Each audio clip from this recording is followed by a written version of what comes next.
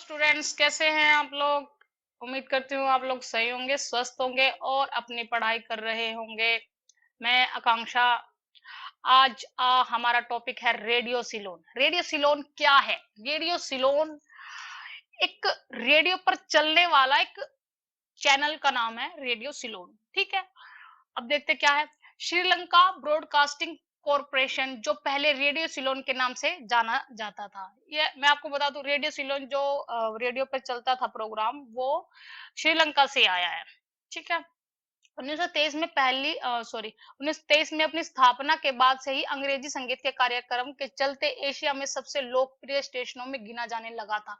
1923 में जो रेडियो सिलोन है, उन्होंने अंग्रेजी गाने चलाए और जो पॉपुलर हुआ एशिया में सबसे ज्यादा, मतलब इसकी लोकप्रियता, पॉपुलैरिटी बनी रेडियो सिलोन की।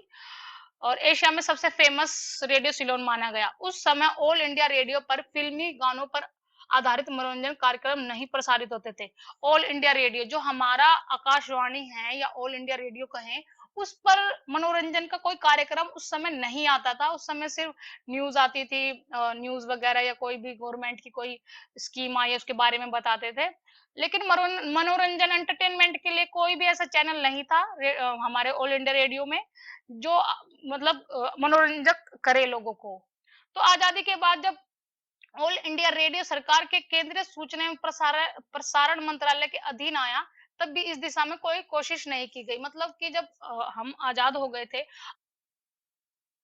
हमारी शुरू होती है ऑल इंडिया रेडियो, तब भी जो हमारा मंत्रालय है, सूचना प्रसारण मंत्रालय, उसने मनोरंजन पर कोई ध्यान नहीं दिया। इसके लिए तब के सूचना प्रसारण मंत्री बीवी केसकर की भूमिका को महत्वपूर्ण माना जाता है। बीवी केसकर थे कि फ़िल्म संगीत वो बीवी केसकर जो थे, फ़िल्म संगीत को अश्लील और ओछा मानते थे और सरकारी रेडियो की स्थापना के उद्देश्य से मेल नहीं खाता। तो कहते थे जो रेडियो का उद्देश्य है, रेडियो प्रसारण करने का, उससे फ़िल्म संगीत को अच्छा मतलब नहीं माना जाता था कि हम लोग रेडियो में न्यूज़ वग़ैरह देने के लिए, ना कि ये फ़िल्म संगीत अश्लील है, जो ओछे है, ये मेल नहीं खाता है रेडियो से।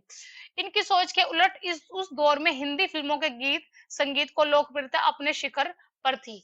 मतलब उन जो केसकर जी थे, उनकी जो सोच थी, उनके अकॉर्डिंग भारत के अंदर हिंदी फिल्मों की लोकप्रियता बढ़ती जा रही थी। लेकिन केसकर जी इसको उलट समझते थे, इसीलिए उन्होंने रेडियो और विविध भारती और फिल्म संगीत जो है रेडियो पर बैन कर दिए थे।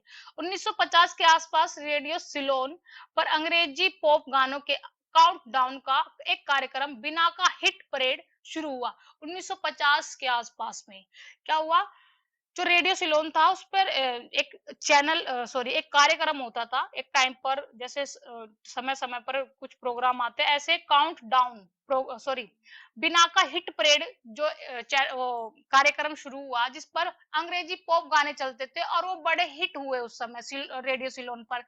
क्या चैनल का नाम है? बिना का हिट परेड। ये जो कार्यक्रम है, इस पर अंग्रेजी पॉप गाने बढ़िया से चले और पॉपुलर हुए। यह कार्यक्रम भारतीयों के बीच बहुत तेजी से लोकप्रिय हुआ, भारत के अंदर बड़ा लोकप्रिय हुआ। इतना कि रेडियो सिलोन के कोलंबो स्थित दफ्तर, जो रेडियो सिलोन का कोलंबो में जो ऑफिस था, वहां पर भारत से ऐसे हजारों खत पहुंचने लगे, जिनमें हिंदी फिल्मों के गानों को ऐसा ही कार्यक्रम शुरू करने की मांग की गई। मतलब भारत से बहुत सारे लेटर्स है जो खत गए कि जैसे कि ये हमारा हिट बिना का हिट परेड जो कार्यक्रम चलता है, इसमें अंग्रेजी पॉप म्यूजिक चलता है, ऐसे भारत के संगीत के लिए भी एक कोई कार्यक्रम बनाए। कौन? रेडियो सिलोन। ये भारत के लोग चाहते थे कि ऐसा हमारे लिए भी एक कार्यक्रम बनाया जाए जिसमें हिंदी फिल्म गाने हों। यह प्रतिक्रिया देखते हुए रेडियो सिलोन ने 1951 में मुंबई में रेडियो एडवर्टाइजिंग सर्विस शुरू की। अब 1951 में रेडियो सिलोन ने मुंबई में स्टार्टिंग की। इस नई एजेंसी का नाम इस नई एजेंसी का काम रेडियो के लिए विज्ञापन जुटाना और उनका निर्माण करना तो था ही, यह हिंदी फ़िल्मों से जुड़े मनोरंजन कार्यक्रम का निर्माण भी करती थी। मतलब कि एडवर्टाइज़मेंट तो देती ही थी, साथ में वो अपना म्यूज़िक हिंदी फ़िल्मों में जो म्यूज़िक बजता वो भी देना शुरू कर दिया। इसके 1 साल बाद ही रेडियो सिलोन पर हिंदी फ़िल्मों के गानों का काउंटडाउन शुरू होता है। अब रेडियो सिलोन जो है हिंदी फ़िल्मों के गाने बजाने लग गया है।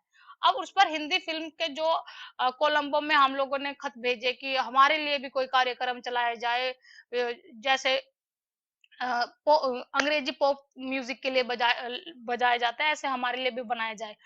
अमीन सियानी की जादुई आवाज के साथ बिना का गीतमाला, अब ये बिना का गीतमाला फिर से जैसे हम लोगों ने यहाँ पर अभी पढ़ा था, कहाँ गया,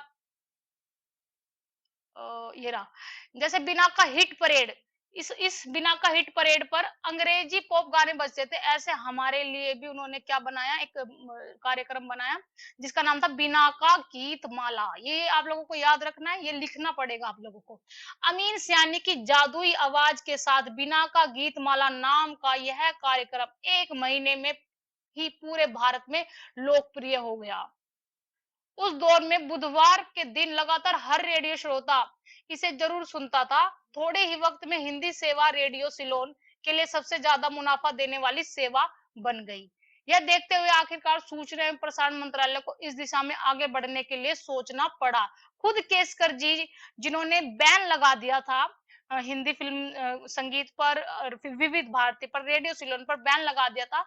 अब वो खुद केसकर जी जो है ने इस दिशा में पहल की और रेडियो सिलोन के श्रोताओं को आकर्षित करने के लिए 1957 में विविध भारती की सेवाएं शुरू कर दी। थोड़ा सा एडिट कर लेना आप लोग। हाँ, 1957 में, हाँ ठीक है। इस फिल्म में संगीत से जुड़े कई कार्यक्रम शुरू किए गए, जिनमें बाद में भारतीय श्रोता जुड़े भी।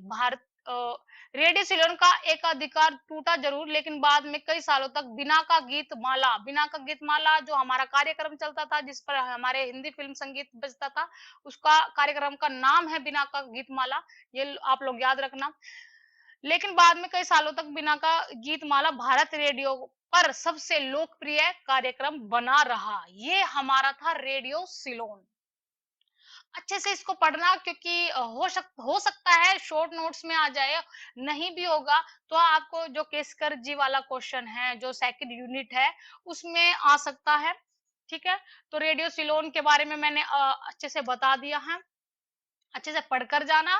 एग्जाम है आप लोगों का 23 तारीख को, तो अच्छे से इसको पढ़ के जाना है। दूसरी यूनिट में बड़ी दिक्कत आ रही थी आप लोगों को। ठीक है, चलो all the best. Thank you, आप लोगों ने मेरी वीडियो देखी, और कोई प्रॉब्लम हो तो कमेंट कर देना। Okay, thank you.